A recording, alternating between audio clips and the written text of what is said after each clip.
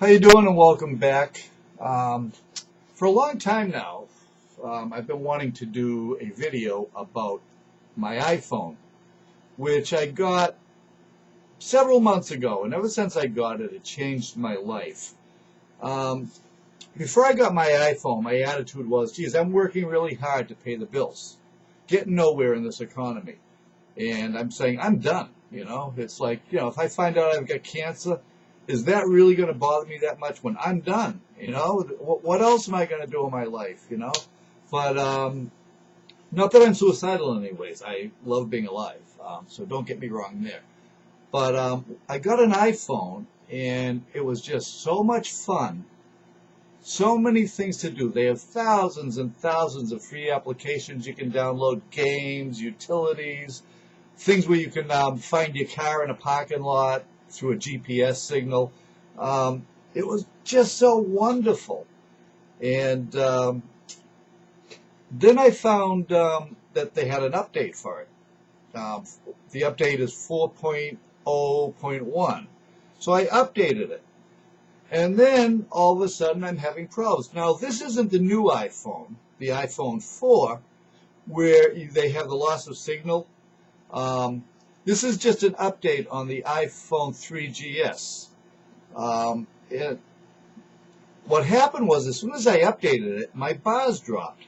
Always had full bars. I went with the iPhone because they're with AT&T. Everybody in my area gets a very strong signal through AT&T. I was with Verizon before that. When I was with Verizon, I barely had a signal.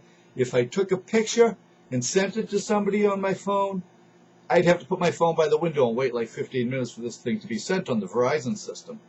With the iPhone, take a picture, send it within 10 seconds. Swoosh, you hear it sent. So it was wonderful.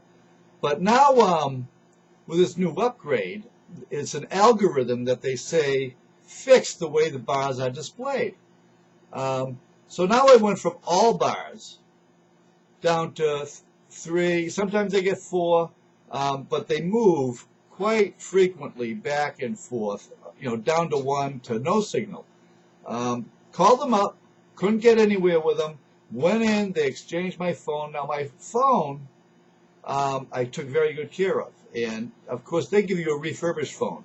And they told me that, we put all new parts in it, which I really doubt, because it would be cheaper to give me a new phone, for them to give out new phones and to totally rebuild phones. But the thing looked pretty good. My main concern was the battery. I took good care of my battery. And I don't know how this last person does, but it seems to be okay, this new phone I've got. But back to the point. I lost these bars. I couldn't get nowhere with them. As soon as I brought that phone and updated that to 4.0.1, boom, it happened. So now I'm suspicious about it. Now I have a roommate who's got the same exact phone. She didn't have the update. She had all bars. After I told her about that, she went and updated it. And foolishly, because she didn't realize that this was going to happen to her, and it did. So now we have, if you look at my iPhone, you're going to see a lousy signal on it. I've also read on their message board that other people, after they did the update, have the same problem. Now, I also explained to Apple during a conversation how a bunch of my neighbors have AT&T service. I have another AT&T phone here. They all have full bars, and their response to me was, we can't be responsible by the algorithm AT&T has on their other phones. So it's like, this is the attitude of Apple. It's like everybody's wrong but us.